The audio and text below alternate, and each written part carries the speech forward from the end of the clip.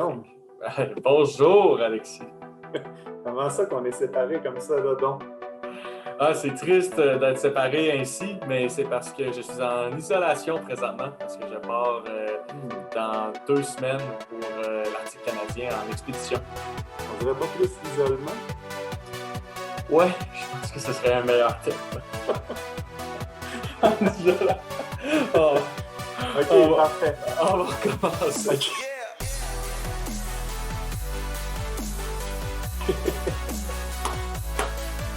En isolation. J'ai tellement parlé d'isolation. J'ai une veste là, comme ça. Là.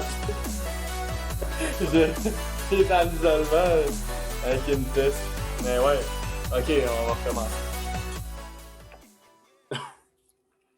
Bonjour Guillaume. Salut Alexis. Pourquoi on est séparés comme ça et on n'est pas dans le bois là présentement? Parce que présentement, je suis en isolement. Parce que dans 2 semaines, je pars, là, dans moins de 14 jours, en fait, je pars pour une expédition dans l'Arctique canadien. Et donc, là, dans un contexte de COVID, je dois m'isoler. Mais j'aimerais te dire que je ne savais pas, mais évidemment, non seulement tu m'en as parlé, mais on voit ta face partout dans les médias. Mais on reparlera de l'expédition tantôt. Fait que je suis content quand même que tu prennes le temps avant de partir de venir répondre parce qu'on a reçu du courrier de nos lecteurs, du courrier de nos abonnés. Et donc, je trouvais que ça valait la peine là, qu'on fasse une petite capsule pour répondre à une question qui nous a été posée il y a quand même longtemps là, par courriel. Donc, je te mets en situation. C'est un propriétaire forestier qui fait des travaux pour son frère suite au grand vent de l'automne 2019 dans le sud du Québec. Il y a 2 zones qui ont été couvertes par des résineux qui ont été complètement balayées. Là, il y a eu un chapitre de 2 hectares au total, donc une petite perturbation de 2 hectares suite à des grands vents. Puis, ils vont devoir replanter, ils souhaitent replanter pour éviter que ça repousse n'importe comment. Bon, c'est ça, on dit qu'il fait valoir le point, qui est très, très intéressant, en fait, que les arbres vont être seulement matures en 2100, puis que le climat va se réchauffer d'ici là. Donc, il projette finalement son action d'aujourd'hui va avoir une répercussion finalement sur les 80 prochaines années. Puis la question, c'est quelles essences replanter? Donc, la première question, peut-être à aborder, c'est intéressant, ça, Guillaume. La sylviculture, en général, on se base beaucoup sur qu'est-ce qui a bien marché dans le passé puis on répète ces recettes-là, finalement, qu'on a pu développer aujourd'hui, en assumant que ça va être aussi le cas dans le futur. Donc, c'est ce qu'on appelle une approche empirique. On apprend de l'expérience. Maintenant, au niveau de la sylviculture, Guillaume, la question est intéressante. Comment on va essayer de percevoir ça là, dans les prochaines années? Je pense qu'on est dû pour un petit changement là, dans notre approche sylvicole. Ah, définitivement. En fait, c'est ça, c'est un paradoxe finalement. C'est essayer c'est utiliser les connaissances du passé pour essayer de prédire le futur. Ça, c'est vraiment, vraiment pas simple. Si on regarde des traitements sylvicoles qui ont été faits dans les dernières années, c'est sûr que durant cette période-là où les arbres, soit le traitement va fonctionner ou pas, mais c'est dépendamment finalement de l'environnement et du climat. Mais là, on le sait qu'il va évoluer. Puis surtout, justement, c'est ça, ça frappe quand même un peu l'imaginaire, mais c'est tellement vrai. Leurs arbres vont être matures en 2100. Mais en 2100, là, le climat, on le sait, il va avoir changé. Il change déjà. Mais par contre, on ne le sait pas à quel point, à quelle vitesse exactement. Puis là aussi, les prédictions, c'est difficile. Alors, on se retrouve dans une espèce de flou, finalement. Puis, c'est sûr que la science de la sylviculture, c'est une science qui est vraiment empirique. Alors, c'est vraiment basé là, sur le passé, comme tu l'as expliqué. Et c'est là où il faut essayer d'évoluer. Il faut essayer de créer une sylviculture, finalement, qui observe directement sur le terrain comment la forêt évolue. C'est une science d'anticipation. Il faut être capable d'intégrer le climat dans nos décisions, dans nos modèles de croissance. Et ça, c'est pas simple, mais il va falloir relever ce défi-là. Et donc, bien anticiper et finalement pour pouvoir s'adapter. Parce qu'il faut s'adapter. Notre forêt va devoir s'adapter et nous, comme sylviculteurs, il faut adapter nos coupes, finalement, nos travaux, parce que ce n'est pas nécessairement des coupes, justement, ici, on parle de reboisement. Alors, il faut en prendre compte. Alors, c'est une super remarque là, qui fait ici notre comment l'appeler? C'est pas un lecteur, un de nos partisans. Un de nos abonnés, on devrait dire les abonnés. Un de nos abonnés. Ben, c'est fantastique. Donc, effectivement, on va travailler ensemble, surtout après ton expédition, on a commencé avant, à essayer de transformer la culture de la sylviculture, finalement, pour être capable d'en faire une science d'anticipation. Donc, on est en plein là-dedans. Donc, je te remets en contexte. Le boisé est situé entre Plessisville et Thetford Mines, donc dans le sud, mettons la région des Bois-Francs. Ces deux zones sont adjacentes à une érablière non exploitée. On retrouve beaucoup d'érables, de bouleaux jaunes, un peu de hêtre, quelques érables rouges, communément appelés de la plaine, des érables de Pennsylvanie, des cerisiers tardifs, un peu de pruche, quelques bouleaux blancs. La partie sud du boisé est composée entièrement d'épinettes blanches et de sapins, donc de résineux. Et il nous dit qu'il existe à replanter avec de l'épinette blanche à cause de la tordeuse des bourgeons de l'épinette. On sait qu'il y a une épidémie qui sévit présentement à la fois dans l'ouest de la province et dans l'est de la province également. On peut penser qu'elle va se déplacer vers là tranquillement. On pense à reboiser avec du sapin, mais ces 2 hectares sont très exposés au vent. Donc, la première chose qu'on pourrait dire, Guillaume, par rapport au choix de reboiser en sapin, on ne recommandera pas ça. Et pourquoi? Absolument pas. Pour la raison de la tordeuse, finalement, la tordeuse préfère le sapin. Là, ce serait, alors, et pour le vent et pour la tordeuse, finalement, reboiser en sapin, c'est absolument pas une option. C'est bien pire. Là. C'est bien plus risqué, en fait, que de reboiser avec l'épinette blanche. Contrairement à ce que son nom l'indique, la tordeuse des bourgeons d'épinette est plus, préfère défolier le sapin pommier que l'épinette blanche ou noire. Et d'ailleurs, c'est très rare qu'on va reboiser du sapin au Québec parce que souvent, la régénération naturelle, ça fait très, très bien. Et donc, on préfère reboiser de l'épinette à ce moment-là. Bon, je continue. Nous aimerions replanter des résineux afin de garder l'équilibre avec les rabières et conserver le plus de diversité possible. La valeur commerciale est aussi importante pour nous. Qu'en pensez-vous? Avez-vous d'autres idées? Donc, Guillaume, quelle autre idée qu'on pourrait avoir au niveau du reboisement, là, si on souhaite aller vers des résineux qui ont quand même une certaine valeur commerciale, qui serait aussi adapté finalement au climat des 80 prochaines années ou des 100 prochaines années dans le sud du Québec? Vite comme ça, je trouve que l'option, une option qui serait prometteur, c'est le pin rouge. Les plantations de pin rouge, le pin rouge produit très bien en plantation, une certaine valeur commerciale pour les poteaux et aussi même pour la construction là, en bois. Il y a des chalets qui se construisent là, en bois avec le pin rouge. Donc, il y a une certaine valeur commerciale. C'est résineux, c'est bien en plantation. Le pin blanc, c'est plus risqué à cause de la rouille et du charançon. Il y en a dans cette région-là. Sinon, l'épinette blanche, ce n'est pas une mauvaise option non plus. C'est juste que c'est l'option qui est classique, qui est presque toujours utilisée. Puis on peut comprendre le propriétaire à vouloir ajouter une autre espèce ou en tout cas faire un peu différent. Je pense que tu as raison, le pain rouge, effectivement, c'est quand même une bonne valeur, malgré qu'il y a un peu comme les conditions climatiques qui vont changer. Les marchés vont certainement changer d'ici 2100. Et puis, c'est difficile d'anticiper exactement qu'est-ce qu'on peut avoir. Fait que, jusqu'à un certain point, la plantation, c'est un acte de foi. Hein?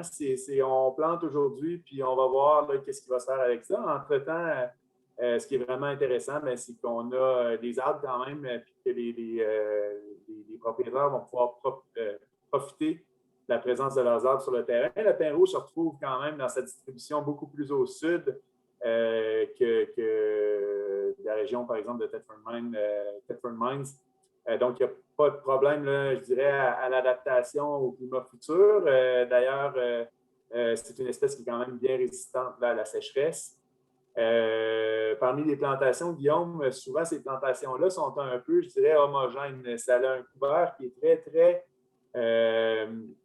souvent égal. Là, on en voit d'ailleurs dans cette région-là des plantations de pin rouge. Souvent, il n'y a pas grand-chose au sol, ça ne laisse pas passer beaucoup la lumière. Donc, on avait pensé, on s'était dit pourquoi pas envisager un certain mélange, justement, hein, dans une optique où on veut essayer d'anticiper on ne peut pas complètement anticiper les changements qui vont avoir lieu dans les conditions climatiques. Bien, on peut envisager de répartir le risque, finalement, avec un mélange d'espèces. À ce moment-là, tu envisagerais les 3 espèces que tu as nommées tantôt? Oui, les 3 espèces, en fait, qu'est-ce que j'ai nommé? C'est l'épinette blanche, le pin rouge et le pin blanc. Oui, en fait, le pin blanc. Ensemble. Ouais, bon, c'est vers sûr. 3-4 mètres environ là, de hauteur, le pin blanc va être vulnérable aux attaques du charançon. Il y en a dans ce coin-là. S'il y a du ribes, il y a risque d'avoir de la rouille aussi. Donc, le pin blanc, évidemment, il y a certains risques. Sinon, peut-être juste, s'il y a trop de risques, justement, avec le ribes, juste pain rouge puis épinette blanche. Ça pourrait se faire de 2 façons. Soit pain rouge, pain blanc, plutôt épinette rouge, pain blanc, pain rouge. Mon Dieu, je suis tout mêlé dans les couleurs. Je veux dire épinette puis pain. Tu peux varier comment tu le plantes, soit toute une rangée de pain, toute une rangée d'épinettes, ou entre chacun, tu vas y aller pain et épinette. Ou même, ce que je pense à ça, Alexis, là, je réfléchis à haute voix, là, mais ça pourrait être un regarni en épinette blanche, après un premier éclairci, par exemple. Tu pourrais planter du pain rouge, faire un éclairci, puis après cet éclairci-là, tu regarnis. Dans les sentiers, tu regarnis en épinette blanche, qui va quand même être capable de pousser, parce que là, tu viens de faire un éclairci, donc il va avoir un peu de lumière. Puis ça pourrait faire quelque chose de quand même assez intéressant. Là.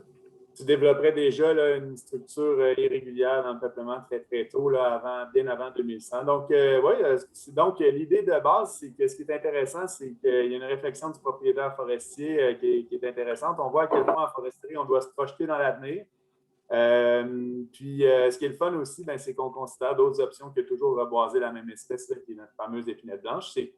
Malgré que ce n'est pas un mauvais choix, c'est juste que c'est original le fait de pouvoir planter d'autres choses, puis c'est le fun.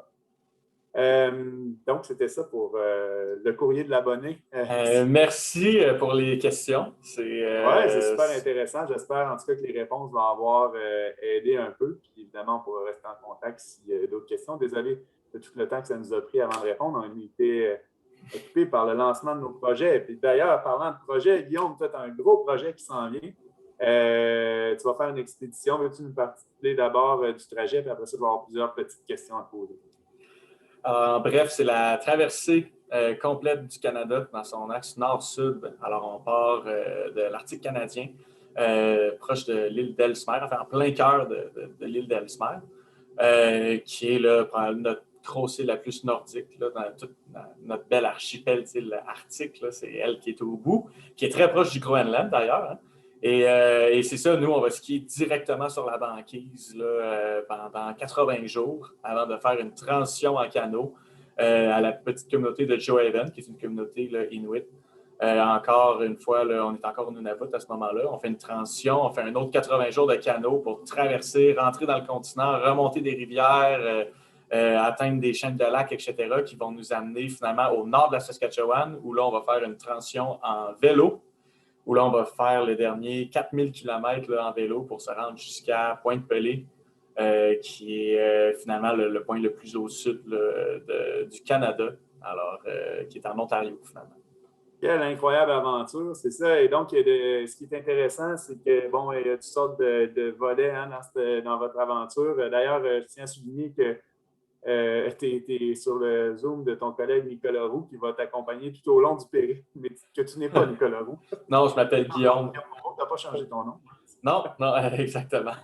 Félicitations Nicolas, en passant. Donc, c'est ça, il y a toutes sortes de volets, puis tu en as parlé beaucoup dans les médias, donc je vais insister plus sur certaines affaires qui n'ont pas été couvertes beaucoup dans les médias. Entre autres, dans les volets scientifiques, tu as une partie qui est forestière. Donc, veux-tu nous dire ce que tu vas faire dans la partie forestière, qui est la partie qui nous intéresse, là? Et c'est quoi les questions qu'on va aborder ensemble? Bien, exact. En fait, c'est ça. Il y a 2 volets scientifiques à l'expédition. Puis dans les médias, tu as raison, là, on a mis l'accent beaucoup.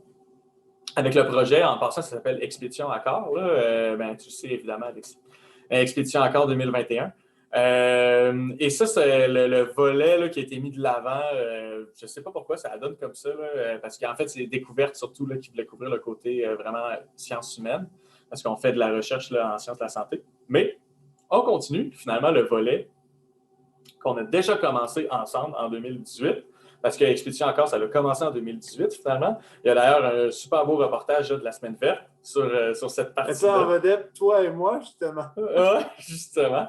Et l'idée derrière ça, c'est que moi, j'ai la chance de parcourir le territoire très, très tranquillement, évidemment, à coups de pagaie ou à un pied devant l'autre, en skiant. On part toujours beaucoup au nord. En 2018 aussi, là, c'était une expédition dans le nord du Québec. Alors, on était au Nunavik et au Labrador aussi, au Nunatiavut. Alors, c'est ça. Et ça fait en sorte que durant l'expédition, que je croise les forêts qui sont les plus nordiques qu'on a sur le territoire. Et ces forêts-là, ce qui est fascinant, c'est que, on le sait, le réchauffement climatique est accentué quand on va vers les pôles. Alors, plus on se dirige vers le nord, plus le réchauffement climatique est accéléré. Et ces forêts-là, finalement, sont à la première ligne. Là. C'est eux qui subissent le réchauffement climatique le plus accentué, le plus sévère qu'on a présentement. Et ça fait déjà plusieurs années, là, comme au Nunavik, là, c'est vraiment un réchauffement qui est très marqué depuis les années 50, mais particulièrement depuis les années 90. Et c'est vraiment, là, c'est considérable comme réchauffement. Alors, nous, on en profite pour carotter ces arbres-là, ce qui veut dire prélever des échantillons de bois. Et finalement, un arbre, ce qu'il faut comprendre, c'est que c'est une bibliothèque d'informations. C'est exceptionnel, en fait, parce qu'avec les cernes de croissance, ça archive les conditions de croissance. Exactement. Alors, année après année, l'arbre, il pousse, et ça, mais justement, c'est en lien avec les conditions de croissance, dont le climat. Alors, ça archive tout le climat passé et on est capable de comprendre finalement comment ces écosystèmes-là nordiques s'adaptent à un réchauffement climatique là, qui est très rapide. Et ça, c'est fondamental hein, comme question, Alexis, parce que on le sait, le carbone terrestre là, alors, sur la biosphère, on estime qu'il y a à peu près 50% du carbone qui est dans nos forêts, ce qui est énorme, dans les arbres et dans les sols forestiers. Et de ça, là, ces forêts-là, on le sait qu'il y a à peu près 30% qui c'est des forêts nordiques, justement. Alors, on pense à la fameuse forêt boréale. Alors, nous, on se retrouve justement, vraiment, là, c'est la forêt boréale là, la plus nordique qu'on a. Et c'est elle qui subit là, le réchauffement climatique. Alors, comprendre comment cette partie-là de la forêt boréale s'adapte, ça nous aide à comprendre comment toute la forêt boréale va potentiellement pouvoir s'adapter. Et c'est énormément de carbone. Puis les changements climatiques et le réchauffement climatique, mais on le sait, c'est justement qu'on dérègle un peu le cycle du carbone là, avec les fameux gaz à effet de serre. Alors, comprendre comment toutes ces forêts-là stockent du carbone, bref, dans comment ça va influencer le cycle du carbone et la productivité forestière, le réchauffement climatique, c'est fondamental comme question. Et c'est pour ça qu'on a commencé ce projet-là ensemble, Alexis, en 2018. On a d'ailleurs publié un super article dans Frontiers in Forest and Global Change, où finalement, on s'est rendu compte que oui, les forêts nordiques répondent positivement au fait qu'il fait plus chaud. Ils sont contents, les arbres, hein, évidemment, sont vraiment à la limite nordique, donc on se doute qu'il fait très froid, ça limite leur croissance. Alors là, tout d'un coup, il fait plus chaud. Alors, tout d'un coup, ils adorent ça. Et il fait plus chaud, mais surtout, leur saison de croissance est plus longue. Et ça les aide. Hein? Ces arbres-là, ils ont à peu près 1 mois pour grandir là, dans leur année. Alors, c'est sûr que si tu rajoutes 2 semaines, tout d'un coup, ça rajoute beaucoup de temps, même si ça peut paraître complètement insignifiant pour des espèces qui sont plus au sud. Pour eux, rajouter 2 semaines de saison de croissance, c'est vraiment c'est quelque chose. Alors, ça augmente leur productivité. Et par contre, ce qu'on se rend compte, c'est que il fait pas le réchauffement climatique et même les changements climatiques, c'est pas nécessairement qu'il fait plus chaud, justement. Puis c'est pour ça qu'on parle du réchauffement climatique, ça c'est un phénomène, mais il y a tous les changements climatiques, c'est un peu plus large.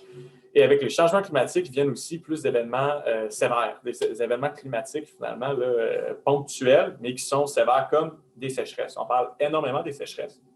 On s'est rendu compte que dans le nord, justement, même quand il fait vraiment, vraiment, vraiment chaud, il ne fait pas assez chaud pour créer un stress hydrique. En tout cas, on ne l'a pas observé. Alors, il peut faire vraiment chaud, puis c'est juste bénéfique pour ces forêts-là. Par contre, au printemps, parfois, il fait chaud. Et là, ces arbres-là, justement, vu que leur saison de croissance est vraiment pas longue, eux, ils en profitent. Dès qu'il commence à faire chaud au printemps, ils commencent à avoir plus de lumière, eux, ils débourrent. Alors, ils commencent ils ramènent de l'eau dans le tronc, ils commencent à ouvrir leurs bourgeons, ils veulent profiter de la saison de croissance. Mais par la suite, il y a un gel printanier tardif qui, là, et ça, c'est la première fois qu'on a observé ce phénomène-là aussi haut, finalement, dans le nord. Là. On ne pensait pas que c'était un phénomène qui était important, mais c'est des événements de gel-dégel au printemps. Ça a énormément d'impact sur la croissance des arbres et il semble y en avoir de plus en plus avec les réchauffements climatiques. Alors, de plus en plus... Donc là, dans ce cas-là, c'est un impact négatif. Donc, le exactement. réchauffement a un impact positif, mais là, une contrepartie, c'est que si on a un printemps particulièrement chaud suivi d'une période de regel où ça gèle dur, là, on peut tout bousiller finalement l'avantage qu'on a eu là, avec des années de croissance qui sont très, très difficiles à ce moment-là. Ce qui est fascinant, c'est que ça fait lien avec un chapitre de mon doctorat, justement, qu'on a travaillé ensemble, où on a observé le même phénomène, mais avec l'érable à sucre dans le sud du Québec, en Estrie et en Beauce. Alors, on est vraiment là dans des forêts beaucoup plus au sud, et avec l'érable à sucre très différent de l'épinette noire du Nunavik, on s'entend. Et on a observé le même phénomène. Alors, les événements de gel-dégel dans le sud du Québec semblent avoir un impact là, important sur la croissance des érables à sucre. Et là, on est donc au sud du Québec, et là, on l'a observé même au nord. C'est ça, c'est la première fois qu'on l'observait là, vraiment dans des forêts subarctiques. Et là, on se doute donc que tous les arbres et tous les écosystèmes forestiers qu'il y a entre les deux, à divers degrés, peuvent être affectés par ça, mais c'est quelque chose qu'on connaît encore très mal, qu'on a de la difficulté à quantifier. Ça prend des données climatiques là, très précises à l'échelle de la journée, ce qu'on n'intègre pas en général dans nos modèles de prédiction de la croissance, malheureusement. Alors, c'est ça, c'est des résultats super intéressants. Et ce qu'on va faire en 2021, c'est qu'on va poursuivre finalement cette collecte de données-là, mais cette fois-ci plus à l'ouest. Parce que, comme je l'ai dit, on va passer au Nunavut et non au Nunavik. Alors, on ne touche pas du tout au Québec, finalement, avec cette expédition-là. On reste plutôt à la hauteur, justement, du Nunavut, territoire du nord-ouest un petit peu, et tout le nord de la Saskatchewan. Et vous irez voir, là, le nord de la Saskatchewan, ça monte très haut. Et donc, ça reste que le début là, de la forêt boréale, là, c'est le nord, c'est vraiment le nord de la Saskatchewan et l'extrême sud du Nunavut. Alors, c'est vraiment à ce moment-là où on va pouvoir commencer à collecter des données. Et l'idée, c'est de comprendre, tous ces phénomènes-là qu'on a observés au Nunavik, est-ce que ça se transpose aussi au Nunavut? Et donc, à quel point on peut généraliser ça là, sur tout le territoire canadien et voire même sur l'ensemble de la forêt boréale sur la planète Terre. C'est ça. Donc, des questions. On va faire tout le tour du globe. Moi, c'est pas pire parce que je reste chez moi, bien confortable, tout ça, puis je reçois une partie de la gloire avec toi. Puis, mais d'ailleurs, c'est ça, moi, ma façon de voir vos expéditions à corps, c'est juste une façon d'aller chercher des échantillons de bois. Toutes les parties réalisation personnelle, la recherche sur la santé humaine, bof. Intérêt quand même, mais bon, c'est plus... Not interested. Non, c'est ça. Bon, c'est intéressant quand même. Bon, là, il y a des questions qui ne sont pas vraiment posées souvent. Parle-moi je pense qu'il y a beaucoup de choses qui se te sont dites sur l'alimentation. Bon, la base de votre alimentation pendant toute cette expédition-là, ça va être quoi? Oh mon Dieu, c'est de la nourriture ultra calorique. Là. Nous, c'est le gros défi. Qui m'intéresse. Ouais, c'est ça, le gros défi, c'est de manger assez de calories, en fait, parce qu'on transporte notre nourriture. Nos traîneaux pèsent environ 300 livres, justement, parce qu'on fait des segments de 40 jours d'autonomie dans l'Arctique, où on skie toute la journée, à moins 30, dans le vent, directement sur la banquise, donc directement sur la glace, sur l'Arctique, l'océan Arctique qui est gelé. Et le soir, on met notre tente là, dans le vent, il n'y a pas de repos, il n'y a pas de répit, on est toujours là, dans le froid. Et ça fait dépenser énormément. Non, exactement. Et puis, on ne traîne aucune source de chaleur pour nous réchauffer. Notre seule source de chaleur, c'est nous. Ce qui fait en sorte que durant le jour, on en brûle des calories. Et il faut manger environ 5000 calories par jour là, pour avoir cette énergie-là là, de bouger, de travailler physiquement et de se réchauffer à des températures comme ça. Ce qui veut dire qu'on mange du chocolat, des chips. En ski, là, c'est un peu plate, mais En tout cas, c'est toujours le même menu. C'est pas compliqué. On mange toujours la même chose pour déjeuner, pour dîner, puis pour souper, Ah, là, c'est des repas à ça me rappelle pillac notre qui voyage changent en un peu. Chine. C'était ça, notre voyage en Chine. On mangeait la même chose tout le temps. C'est vrai, c'est vrai. Mais ça se ressemble, là, tu sais, finalement, le matin, c'est des gros gruyos ou des céréales avec plein de fruits séchés, puis plein de peanuts. Puis à toutes les heures, on mange une grosse barre tendre ou un morceau de gâteau. Tu sais, des gros biscuits, puis ces choses-là là, qui sont très, très gras.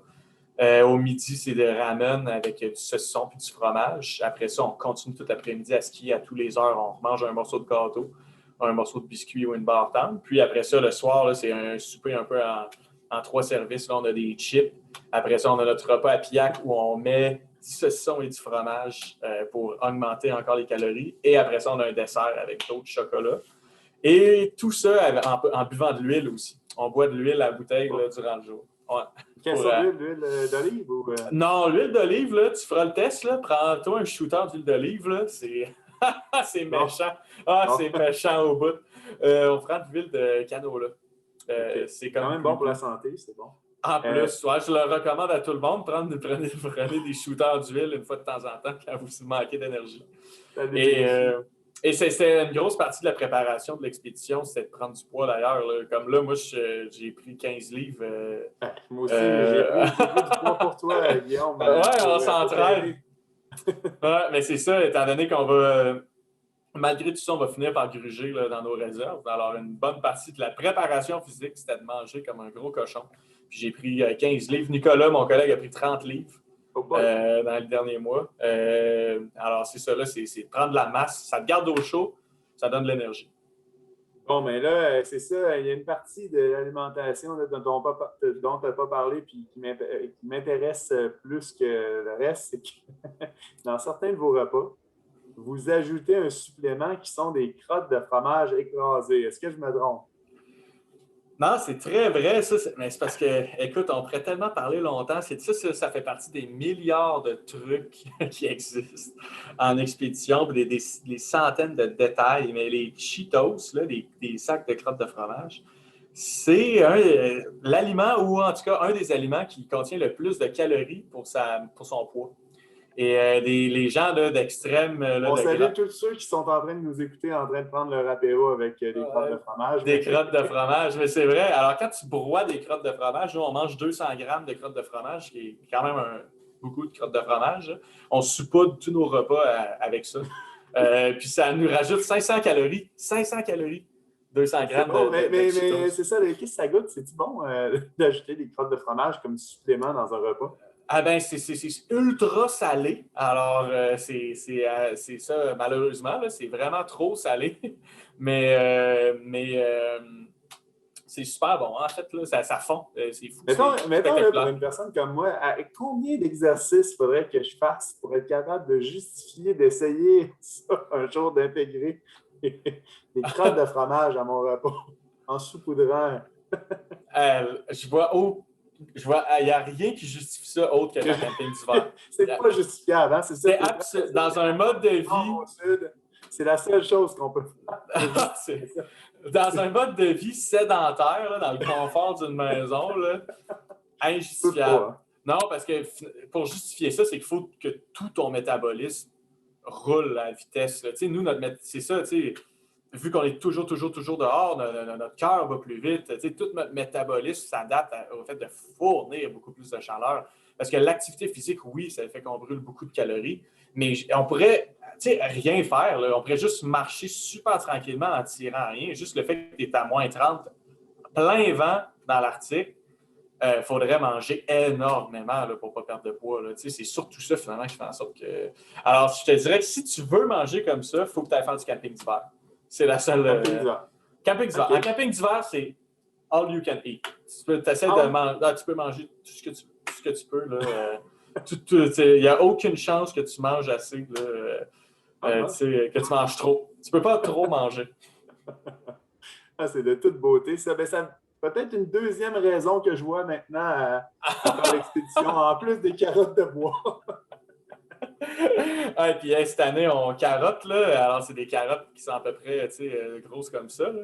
J'ai appris l'été passé, justement, en prélevant des échantillons sur la moisie, là, c'est tellement plus rapide, ça va tellement plus vite. Là, l'erreur d'échantillon de disque, c'était en 2018, on coupait des segments complets là, d'arbres, là, puis on transportait ça, on partageait ça pendant des kilomètres. Pour mesurer les propriétés du bois, d'ailleurs, ce qu'on n'a toujours pas complété, donc il va falloir le faire. On manque tout le temps de temps. C'est pas terminé, il va falloir que tu reviennes. Essaye de ramener tous tes orteils, tous tes doigts. Je me suis dit que j'ai le droit de perdre un doigt et un orteil.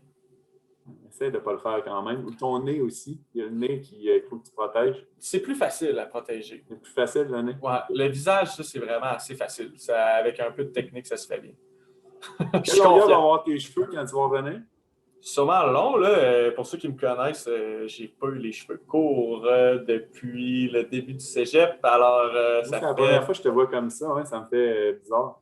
Ça fait vraiment longtemps. Là. Ça fait plus de 10 ans, certains, que j'ai les cheveux longs. Mais il risque d'être assez long. Puis la barbe aussi, là, d'habitude, je ne l'avais pas aussi longue. Là, je suis en train de me créer une belle barbe là, pour me protéger du froid. C'est pour isoler. Ouais, je vais m'isoler. Là. Je ne couperai pas ma barbe durant toute l'expédition, ni les cheveux. Alors, ça risque d'être assez spectaculaire si on se rend jusqu'au bout. Là, Moi, c'est si on se rend jusqu'au bout. Faut pas que... faut pas que tu dises ça. Non, mais en tout cas, on va tout faire pour se rendre, ça, c'est sûr.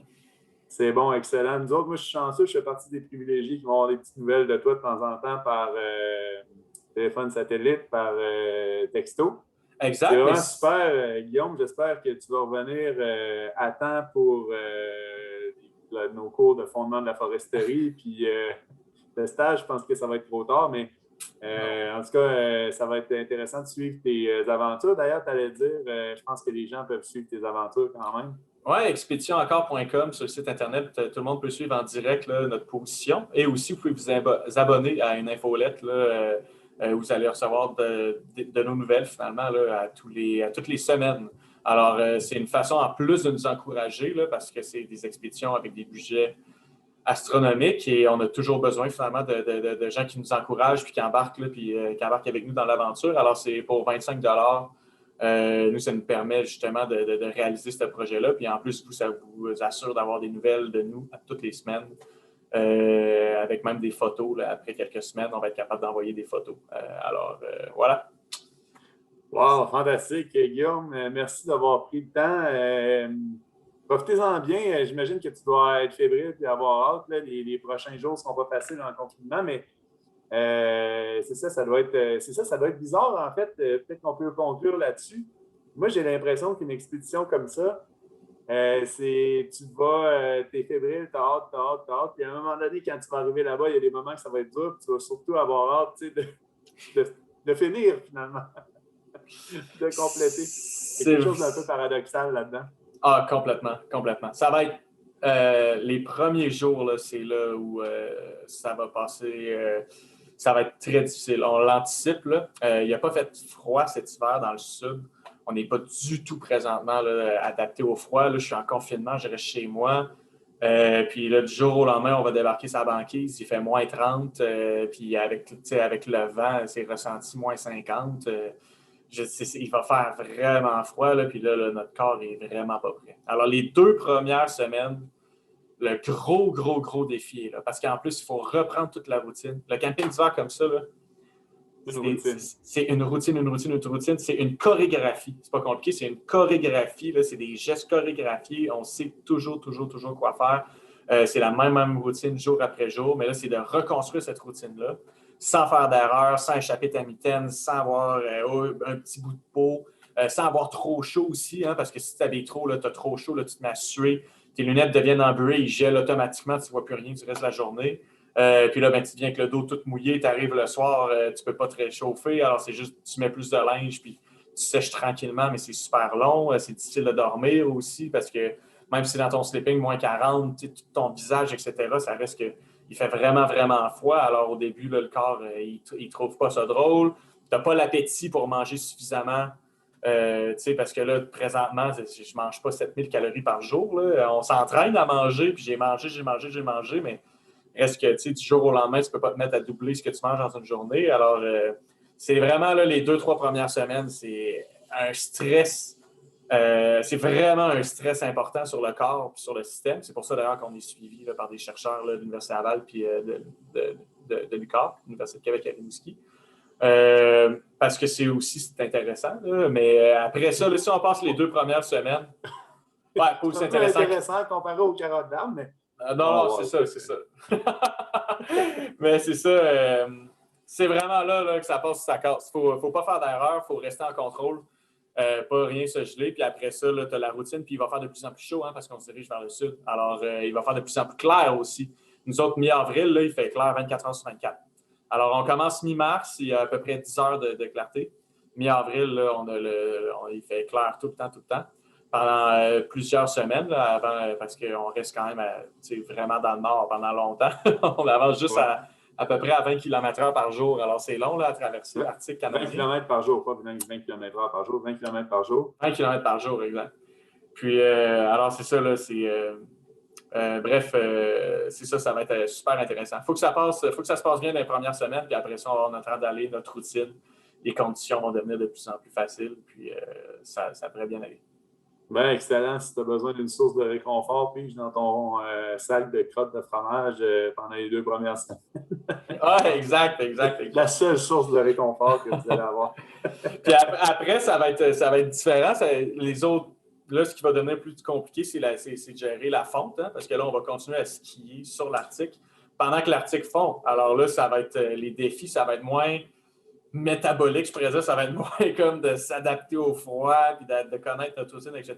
Mais là, c'est le milieu qui va être dynamique, il va changer super rapidement. L'Arctique va fondre littéralement sous nos pieds. On va se mettre à remonter des rivières en pleine débâcle. Alors, c'est ça, c'est d'autres défis qui vont nous attendre. Moins en lien avec vraiment juste se gérer dans le froid sans faire d'erreur, mais plus en lien avec évoluer sur un territoire là, qui est en changement finalement là, entre 2 saisons, entre l'hiver et l'été. Donc, super dynamique, plus difficile à prévoir. Et là, la gestion de risque devient beaucoup plus complexe.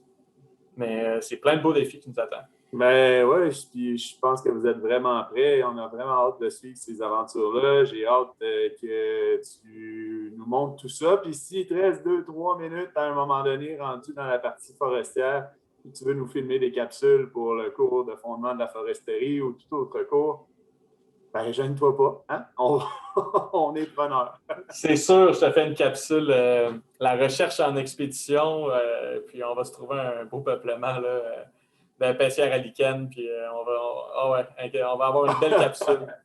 Excellent. Guillaume, c'est vraiment super. Profite bien de ton temps en expédition quand même. J'imagine qu'il va y avoir des moments incroyables, puis prenez le temps de le vivre comme il faut. C'est vraiment le fun de voir ce que vous faites. Puis on se dit à bientôt. Merci. À bientôt à toi, puis à bientôt à tous nos abonnés. Nos 74 abonnés.